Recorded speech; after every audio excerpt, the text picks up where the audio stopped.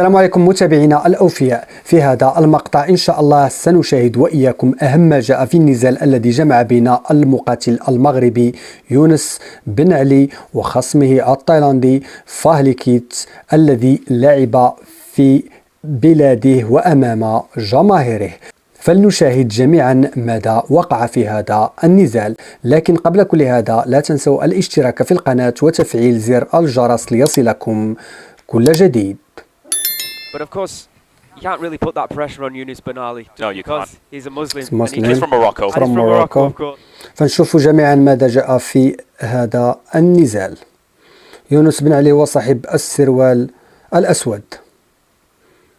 بوم بوم، ضربات قوية من كلا الخصمين.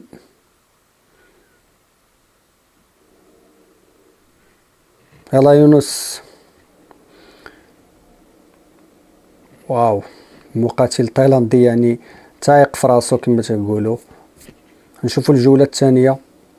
يلا يونس، برافو برافو. بوم، تلقى هنا ضربة قوية. ضربة موجعة، ضربة نشوفوها بالعرض البطيء. بوم، يعني هذه الضربة كانت ضربة قوية جدا. فهذه هي الضربة اللي نهت هذا النزال لصالح المقاتل المغربي يونس بن علي. بوم، يعني صراحة ضربة مباغتة من المقاتل المغربي يونس بن علي. فهذه الرياضة يعني الملاكمة البورمية تلعب بدون قفازات.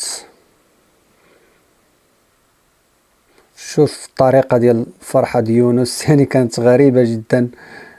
يعني ضربوا ببروتيجدون فروم موروكو.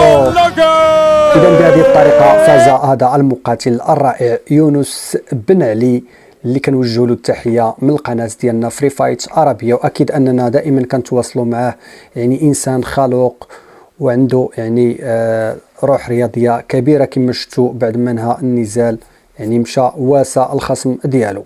فكنتمنى تخليونا الآراء ديالكم أسفل هذا الفيديو في صندوق التعاليق. وإن كنتم من محبي وعشاق الرياضات القتالية لا تنسوا الاشتراك في القناة وتفعيل زر الجرس ليصلكم كل جديد.